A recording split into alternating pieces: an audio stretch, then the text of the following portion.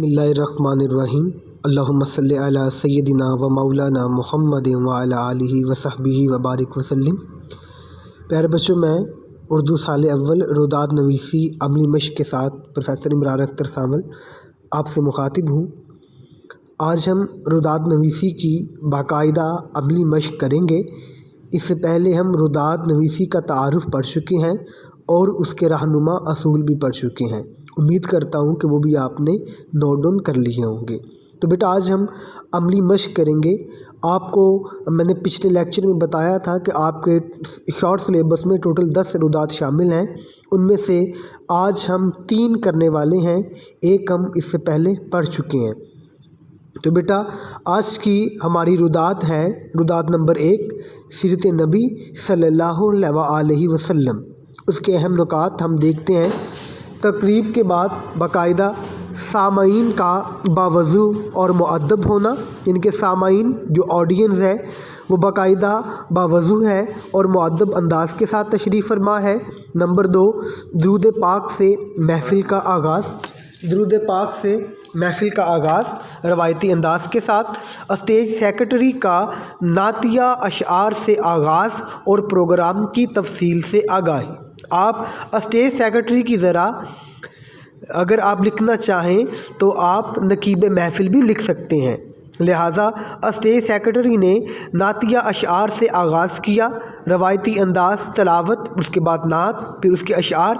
आप नातिया अशआर भी लिख सकते हैं, कुछ भी अशआर आप उसको ऐड कर सकते हैं उसमें। नंबर 4, मुख्तलिफ़ मुकर्ररीन का सीरत रसूल सल्लल्लाहु अलैहि वसल्लम के मुख्तलिफ़ पहलुओं का बयान।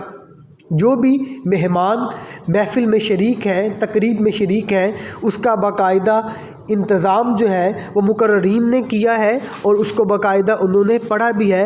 वो मौज़ूआत जिन पर उन्होंने गुफ्तगू की है उनमें खैरुल बशर सल्लल्लाहु अलैहि वसल्लम यानी कि आका करीम सल्लल्लाहु अलैहि वसल्लम तमाम इंसानों के लिए खैर का सबब है, आपको खैरुल बशर कहा गया।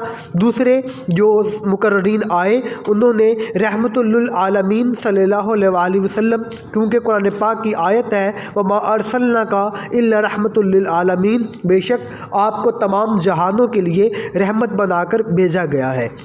अगर दूसरा मुकर्रर आता है तो वो मुअल्लम के ऊपर मौजू पर बात करता है, फिर साथ को अमीन वगैरह वगैरह। जैसे कि आपके उर्दू साल अव्वल के हिस्सा नसर के सबक नंबर 1 उसवा हसना सल्लल्लाहु अलैहि वसल्लम में जैसे बात की गई है, मौजूआत और पैराग्राफ मौजूद है, वहीं से आप 1-2 पैराग्राफ अपनी इस रुदात में शामिल कर सकते हैं।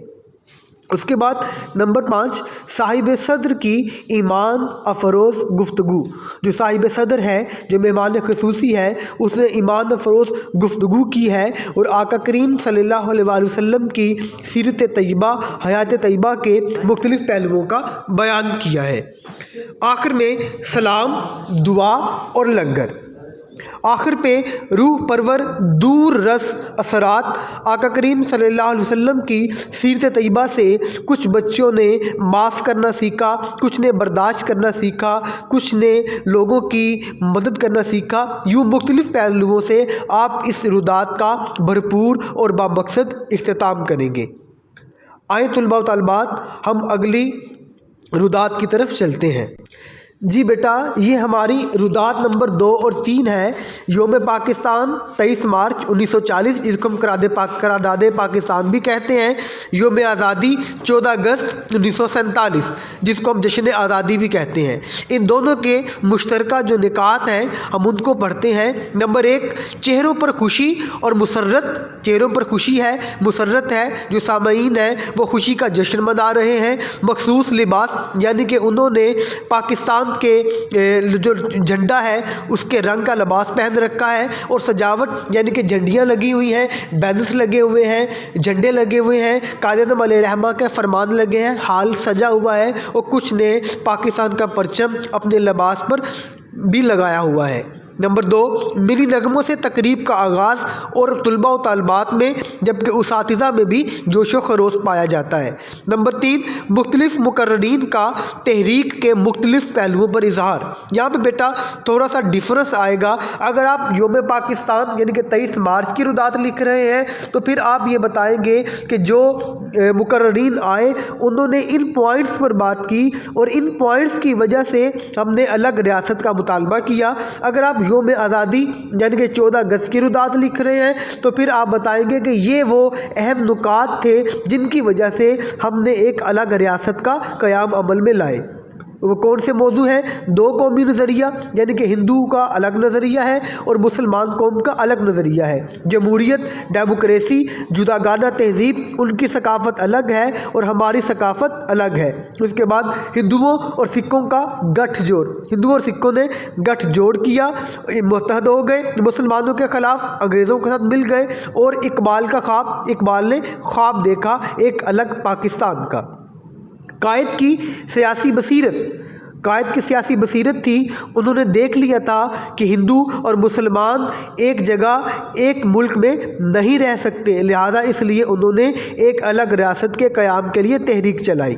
قوم کی قربانیاں، بیٹا آپ کو معلوم ہے کہ پاکستان کی بنیادوں میں 10,000 خاندانوں کا لہو شامل ہے جو کہ 1 لاکھ کے قریب لوگ شہید کر دیے گئے۔ ہمارا نصب العین توحید ہے اور رسالت ہے۔ اس کے بعد ہمارا پوائنٹ ہے نمبر 7 ہے قومی ترانے سے تقریب کا اختتام۔ قومی ترانے سے باقاعدہ تقریب کا اختتام کیا گیا، سب نے مؤدب انداز میں کھڑے ہو کر ملک کا ترانہ پڑھا، سلامتی وطن کے لیے دعا کی گئی اور اس کے دور رس اثرات آپ کی طبیعت پر مرتب ہوئے اور آپ کو کافی دنوں تک بلکہ مہینوں تک بھی پاکستان سے محبت اور اس سے جوش و ولولہ آپ کے اندر سرشار رہا اور آپ اس کے لیے بہرہ مند رہے۔